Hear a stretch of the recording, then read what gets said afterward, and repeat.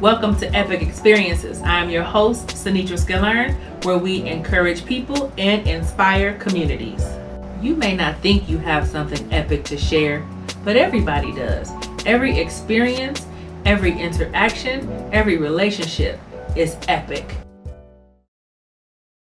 What's up, everybody? Guess who's back? It's been a minute. I know. This is season 3, episode 1 of Epic Experiences. I think I need to reintroduce myself. My name is Sinitra Skillern. I've been doing this for a minute as a podcaster, but I'm going to give you a little bit about me, tell you where I've been, tell you about this platform and this space and what we do, and we're going to jump right in. If you don't know about Epic Experiences, EPIC stands for encouraging people, inspiring communities. This platform is where, myself included, folks come sit on this couch and we share and we talk about the things that we're experiencing. Because what we do know is that there's nothing new under the sun. We're all experiencing about the same things, and people need to know, number one, they're not alone. Number two, how to maintain the victory that we already have. Like, hey, if they got over this or they got through this, I can get over this too. But we also create a space of support because sometimes the story's not over. Sometimes there's no ending to the story just yet. But that doesn't mean that you can't come in this space and unpack it and we could talk about it together, because our goal is to always encourage and always inspire so that there's community created in this space. So that's about Epic Experiences. Me? Who am I? Well, I'm a mom, I'm a wife, I'm an educator, I'm clearly a podcaster, but I just lean into this creative space and really want to share out of my own experience, but also make sure that there's space for others as well. I've been doing this now, this is my 3rd season, but I've been away for a minute. I've been someplace else, not doing this. And that is what today's episode is about. It's about, girl, where you been? What you been doing? So I'm going to tell you, it's a little story time with me to kind of break us back into the seasons. And there's going to be a bunch of folks here talking about a bunch of things. But today is you and I talking about, where have I been? I got my little note cards because I write everything down.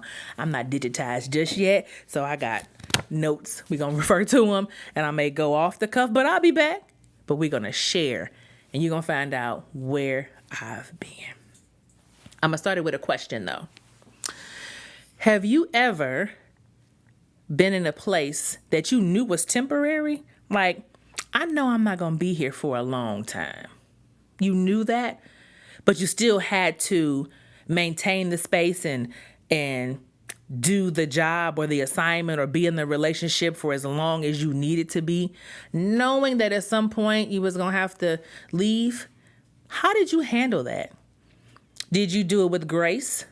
Did you do it with an attitude? Did you say, Lord, why you got me here? Like, I ain't even going to be here for long, so I could just do whatever. Or did you say, Lord, while you have me here, I'm going to trust you. I'm going to surrender this experience to you, and I'm going to be here until you tell me the next move. Well, that was my story. I was in a place that I knew I wasn't going to be for a long time, but I had to trust God in the process. And that place, y'all, was called CHERITH. You heard me. I'm going to spell it for you. CHERITH. Now, if you're a Bible scholar and I'm pronouncing it wrong, give me some grace. It might be CHERITH. I think it's CHERITH, so we're going to say CHERITH in this space. Where is CHERITH, you say? Well, it's not a current place. It's in the Bible. It's back in 1 Kings is what CHERITH is. So I had a CHERITH experience. I wasn't actually in CHERITH, but what I went through was a CHERITH experience. If you don't know what CHERITH is, let me give you a little bit of brief history. I'm going to tell you real quick. So the prophet Elijah gave some bad news to a king back in 1 Kings, and he was being hunted, sought after. And so God told him, hey, Elijah, go to the brook of Cherith, go hide there and drink from the water, and I'm going to provide for you. I'm going to give you meat during the day. The ravens will bring you meat during the day and bring you meat in the evening. But just go there, chill out till further instructions. And Elijah did it. He trusted God and he did it. He was there until God moved him on. Now, I wasn't at a brook with no water or nothing like that, but God was providing for me in a place. And let's also be clear. I didn't get nobody no bad news. Wasn't nobody hunting after me. My life was not in danger. But I moved on to a different career, or a different job, I should say. And in that space, once I realized I was in Cherith, I had to sit and wait for God to move me to the next assignment, let's say. So how did I know I was in Cherith? Well, I realized I was in Cherith when I'm sitting in this job and working and learning things in a space that I didn't know I was going to be in. And I'm going to tell you about that in a second. But I knew I was in Cherith when I realized that, yeah, this is not sustainable. This is not meant for me to like retire from here. I knew this was not going to be a 20-year career and I was going to leave. You just get that feeling in your belly. You just get that. You use your discernment and you like, I'm going to be here for a good time, but not a long time. And that's what that was. And once I realized that, I had to ask myself that question that I asked you at the top of this. So since I know I'm not going to be here for a long time, how am I going to handle this job? Am I just going to be like, well, I'll come here, collect my paycheck, and then, Lord, when you tell me to move on, I'm just going to move on? That's not how I'm supposed to represent the kingdom. So I didn't do it that way. It was difficult at times because you just can't go to work with an attitude every day. Number one, that makes for misery. I don't like misery. And number two, how can I show up every day with an attitude and then thinking that God is going to bless me and release me and send me to the next assignment when I'm not treating this assignment the right way? Think about that.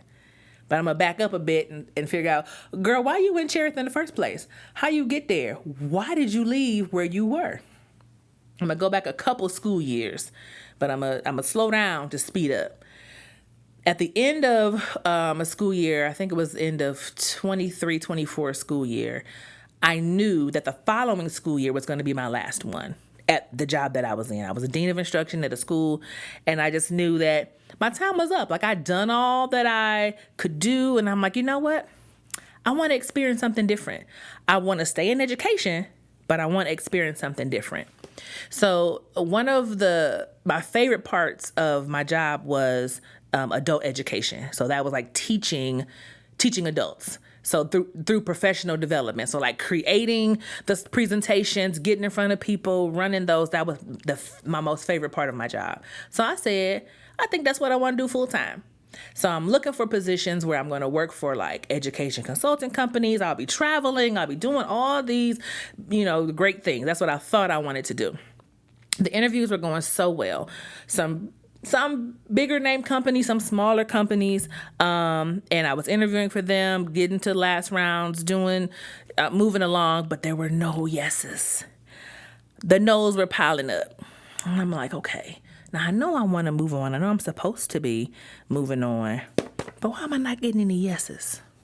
Starting to feel like my second year in education when the no's were piling up again. And I was trying to get out of education, but God was telling me to stay in. This felt a little different because I wasn't trying to get out of education. I'm like, Lord, I want to stay in education. Why are you not blessing this experience with me? Y'all got to excuse me. I'm a woman of a certain age. She gets a little hot sometimes. So why are you not blessing my opportunity yet, Lord? So something that happened that was just wild to me. Through my transition out of this role, I had to do two things. One, I had to write my resignation letter so they could hire the next person. And then I had to sit in the interview of the person that replaced me. That is a strange experience to know that I'm about to leave and I'm actually interviewing the person that's going to replace me. It was a very surreal experience, but I did it because I was doing this full out, full transparency. I was leaving. So when the school year ended, I did not have a job. I wasn't working anywhere. My contract was up And I said, okay, well, I'm still interviewing. I'm still going through the whole process. And then my phone rang. And I looked down. It didn't say, what does it say? Scam likely or spam or whatever. And so it was someone's name. So I was like, okay, I'm going to answer this one. I answered the phone. And on the other end of the phone, it's a principal. And he told me his name, said where he worked, and said he has a position that, he'd seen my resume. I'm like, where? And to this day, I still don't know where he saw my resume. But he said, I saw your resume, and I'd like for you to come in for an interview.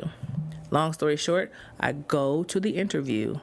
The interview was, I could only describe it as divine. He offered me the job in the interview. I've never in my professional career, like as an adult, been offered a job on the spot. So it was such a whirlwind. I said, well, let me go home, think about it, pray about it, and everything. And I said, okay, number one, it was in a high school. I've never worked in no high school. I'm middle school down. Like, I've only ever wanted to work with middle schoolers, never beyond 8th grade, never below 5th grade was I going. I was proper middle school. So it was a high school opportunity, and I'd be doing something completely different than what I've been doing my previous 8 years in education. 10 years in education. And I'm like, I don't know. So as I'm praying and pondering and talking to my husband, here's what came up in my head. You said you wanted to do something different. This is different. And the opportunity literally came out of nowhere. I didn't apply for this job. I didn't see this job anywhere. It literally came to me. And I said, okay. I accepted the role, started in the new position. Learning curve was super steep. Remember, this is high school. This is like graduation. This is things that are connected in ways that I'd never experienced before. When we send 8th graders off, we're handing them off to high school. So they have another leg to complete, their school and career. But I'm dealing with students where we're handing them off to the world. They're either going to college, they're going to trade school. So the stakes are way higher. And I'm feeling that pressure. So as I'm learning, and I liked what I was doing, I again, realizing I'm in CHERITH, where I'm realizing the systems that are in place are not sustainable for the experiences I've had in education. I'm like, it's not sustainable. I'm going to leave it right there to protect the innocent and the guilty. Anyway, but I'm just going to keep it right there. I just knew I wasn't going to be there for a long time. But while I'm here, I'm going to soak up everything. I'm going to learn. I'm going to become a better leader in this role. Great. One unique thing about CHERITH is that it puts you in isolation. You are separated from everything that you know in your normal routine. That is what the brook of CHERITH did. That's what happened with the prophet Elijah. God had him there to separate him from what he'd known to be his norm and his routine. So as I'm sitting there and going and working every day and handling the job as I should have been, I'm like, man, I'm not with anybody that I know. I am in a environment that's brand new. And so I'm sitting here and I'm seeing these parallels and I'm like, okay. I even put a sign, and this might not have been right, so forgive me. I put a sign on the front of my computer that said, welcome to CHERITH. And then under it said, if you don't know what that is, Google it. And I left it up the whole time I was there. Like, what is CHERITH? I might Google it and look it up. Again, that probably wasn't the best. My attitude was right most of the time. But once I realized I was in CHERITH, I embraced it. But I'm telling the people, this is like a completely different experience for me. I'm used to being like knowing everybody, and it was the opposite of that. But I'm like, I'm supposed to be learning something, I think. And so what am I supposed to be learning? Is it professional? Is it personal? I don't know. But I knew that's where I was. So as the year progressed, again, I liked the work. I liked the kids. I liked knowing that sending them off into the world, into their next phase of life was like, wow, this is really impactful. I'm still serving kids. So I'm still in the space where I know God wants me to be. So contract time comes up at the end of the school year. I sign my contract because I'm like, I don't know what what temporary means. I don't know if it's this school year, it's the next. I don't know how long, but Lord, I know that, sign the next contract. Great. After I signed the contract, about to get into summer work, as we do as year-round employees in education. A meeting that happened at a coffee shop that I never go to on this side of town, back in like February of this is 26, February of 25. Ran into an old colleague, said, "Hey, how's it going?" "It's going great. Where you been?" "I'm here, there." "Okay, cool, great. Hey, it's busy season right now, but when busy season come up, summertime, let's get together and catch up." Absolutely. Forgot about it. February, March, April, the school year, everything ends. Colleague reaches out to me and says, "Hey, remember that dinner we said we was going to have?" I'm like, "Yeah, cool, bet, let's go to dinner." We go to dinner, and we are legitimately catching up. "Where have you been? I haven't seen you." And so we're just catching up on our lives. Through that dinner conversation, just organically, she mentions that she has a position and would I like to apply. And I'm like, "What? No." I was like, "Are you serious?" And she said, "Yeah."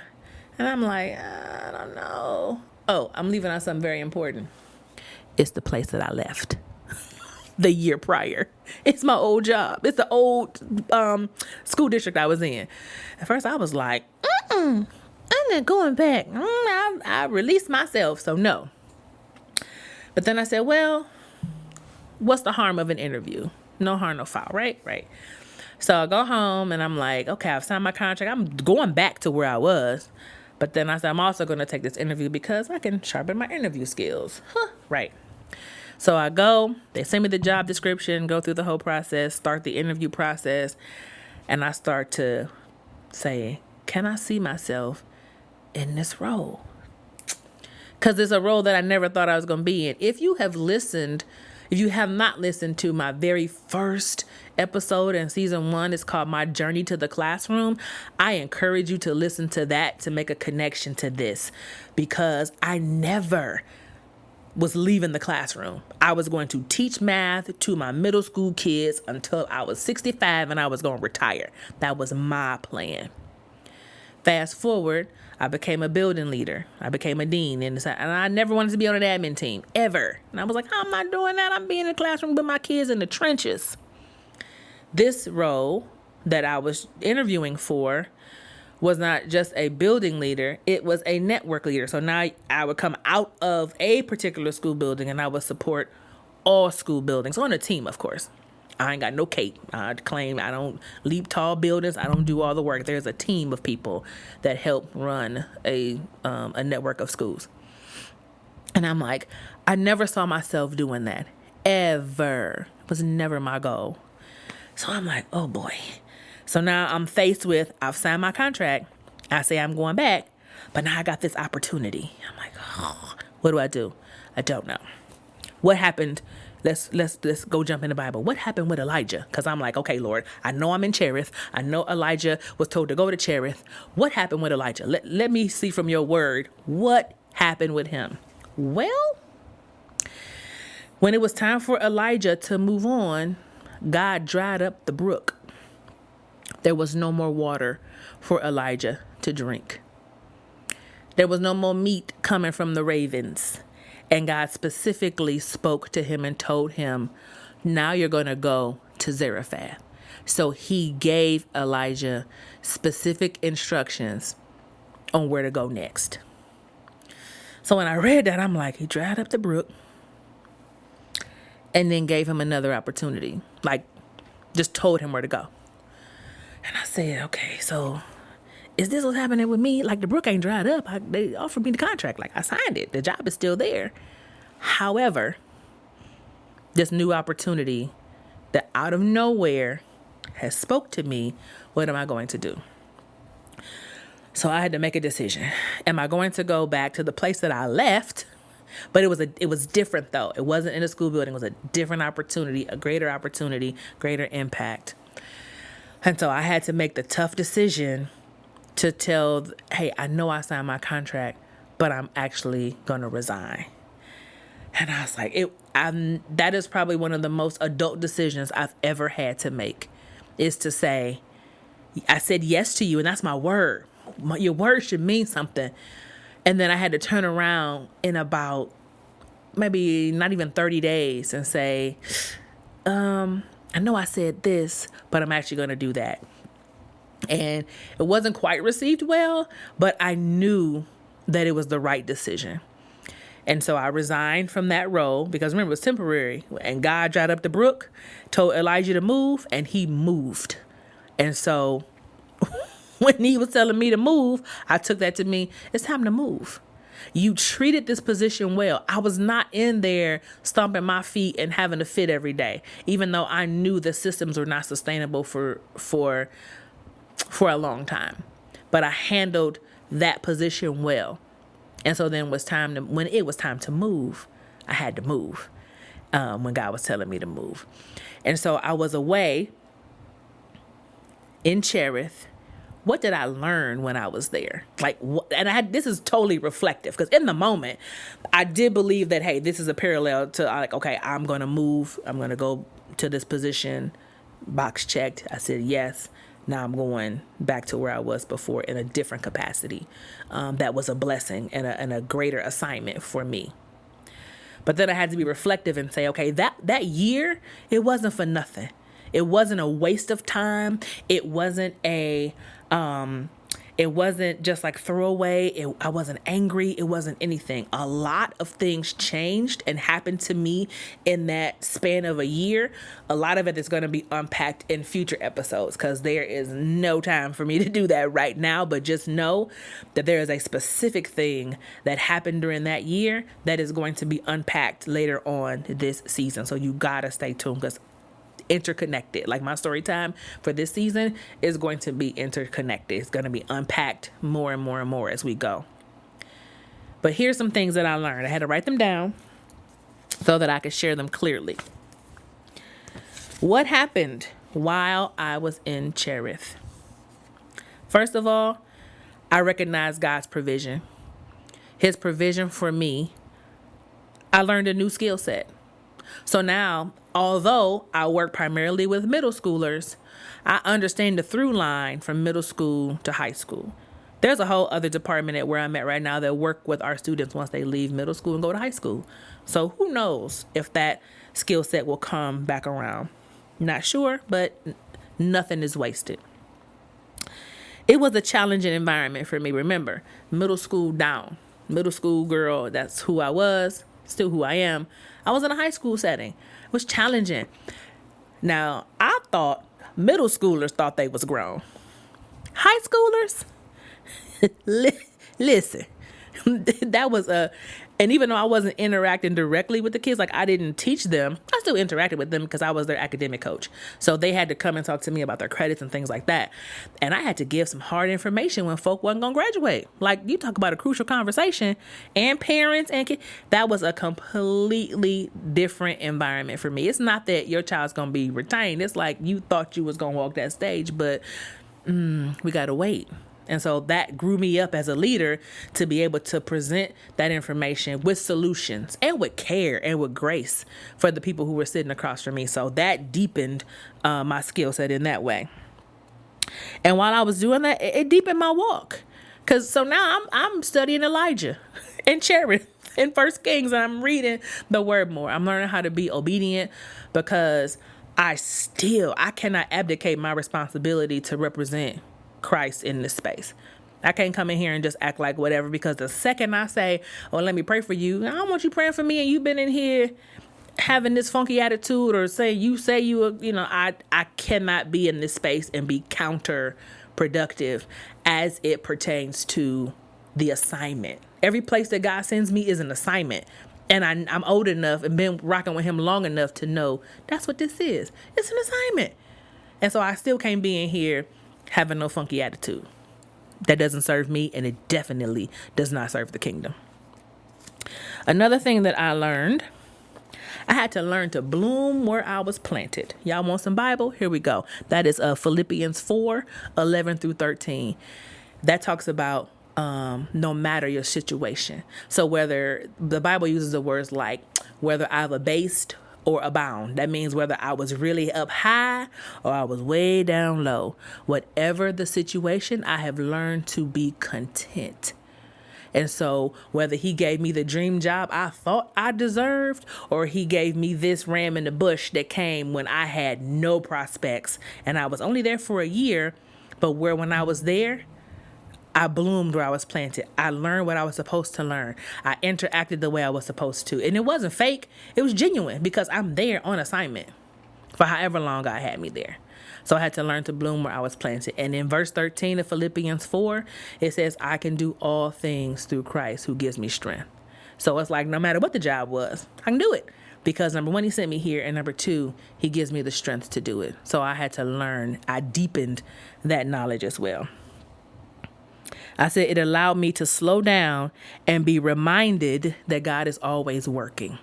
I wasn't praying for a new job.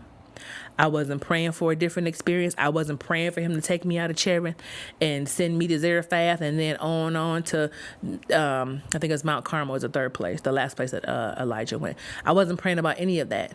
And so but he's always working on my behalf. He's always working on our behalf. And so no matter what was happening in that space and time, I had to be ready. I had to be ready because when that brook dried up and I got the next assignment, I had to move. I had to go. I couldn't question God. I couldn't be like, well, who all gonna be there, God? No, he said go, and it was time to go. So that's the second thing, the list of things that I learned while I was in Cherith. And finally, just like Elijah, when his time was done in Cherith, and I talked about the brook drying up because it talks about that in 1 Kings, God told him to move and he moved. When God talks to you, do you question him? Do you say, who all gonna be there? Are you slow? I learned this at my age, that slow obedience is the same as disobedience. So, and I'm still learning that. So when God tells you to do something, when he tells me to do something, get up and go. Get up and move. All these questions and all this, well, I got to know. I got to pray about it even more. Why? You done prayed about it once and then the answer comes, but I got to pray about the answer to know if it's from God. You've been rocking with God any amount of time. You know when it's from him. Number one, there's no confusion. Number two, it's clear. And number three, if it's a direct answer to your prayer, it's from God. And so you got to be ready to move. You got to be ready to move because you don't know when it's coming. You don't know what God says. His ways are higher than our ways. His thoughts are higher than our. I'm glad because then I know when it comes from him, it's for my good and it's for his glory. And so I was glad that I was content where I was because even though I had to have that difficult conversation about I'm actually going to have to resign, once I had the difficult conversation and released myself and moved on, it has been the best blessing. It has been I couldn't even imagine what has happened this past year in this new role and just the freedom that I have experienced in my adult life to be able to be confident because I know what I know for sure. Ever since God has placed me on this path in education, any place that I am, he has sent me and I'm supposed to be there. And that's the confidence that I walk with. And it's not Sinitra. It's not, I take no credit. I give all the credit to God. This is his doing. God, you want me here for this reason in this season, and I'm going to show out for you and give you the credit at every turn. Anything that comes, Lord, this is your doing, and I'm grateful. And I am grateful for it. But I will say this. In the year that I resigned my position, spent time at that high school, and then came back, to my former employer where I'm at right now, there was one thing that was missing. And that was this. I had stepped away, learning curve and life and strife and all of that. This is the piece that was missing. From the last episode I recorded, every day since then, this has been on my heart and mind. Sitting here, connecting with you, giving you questions, answering my own questions, talking to people in this space. It has been missing. And I know that it's something that will complete the puzzle even more. There's more pieces to the puzzle, but this is a big piece that I knew I had to get back to. But while I was in CHERITH and learning and being isolated in that space, God was perfecting some things that were concerning me. There's some things he had to pull away from me. There's some things he had to set me free from. There's some new things I had to learn. There were some ages I had to turn so that when I came back here, they were not distractions. They were not impeding the progress that he wants me to sit before you. Not perfect, because that ain't nobody perfect but Jesus. Let's be clear.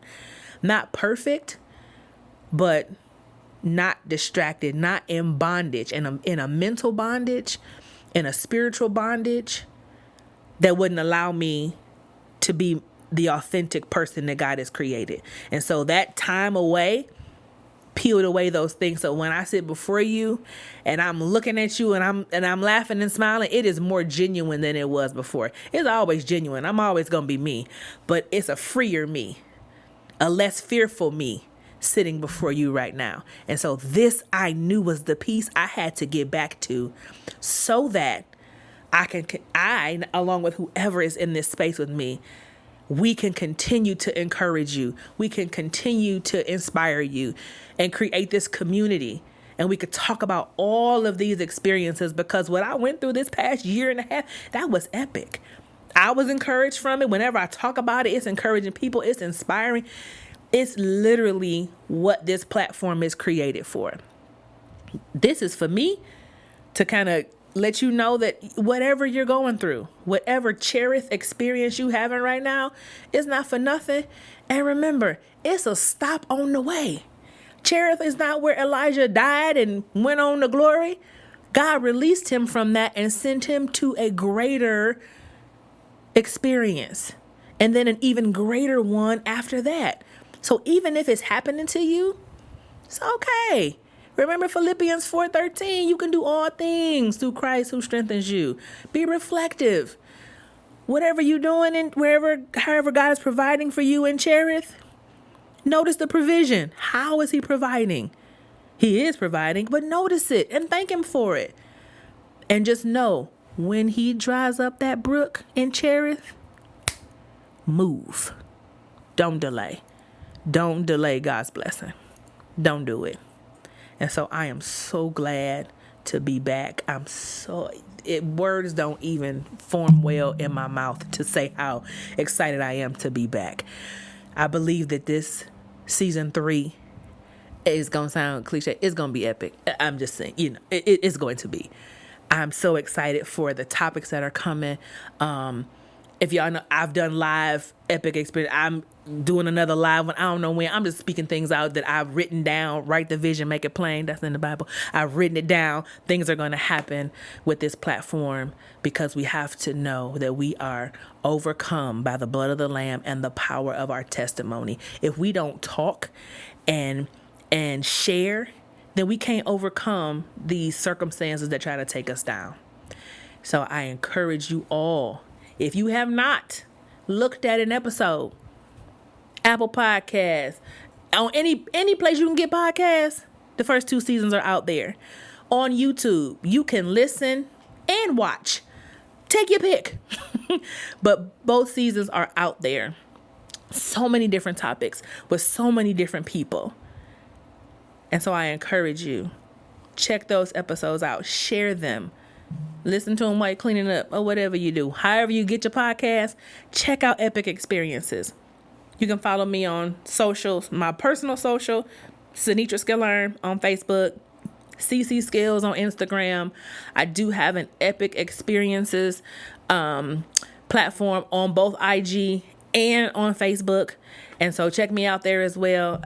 I'm everywhere, I feel like. But just check out Epic Experiences. It is a place that you do get encouraged. You do get inspired. But I'm grateful. I'm grateful to be back. Thank you for listening. Thank you for joining me today. And I cannot wait to unpack season 3 with all of you. Thank you. And I will see you soon. Take care, y'all. Bye.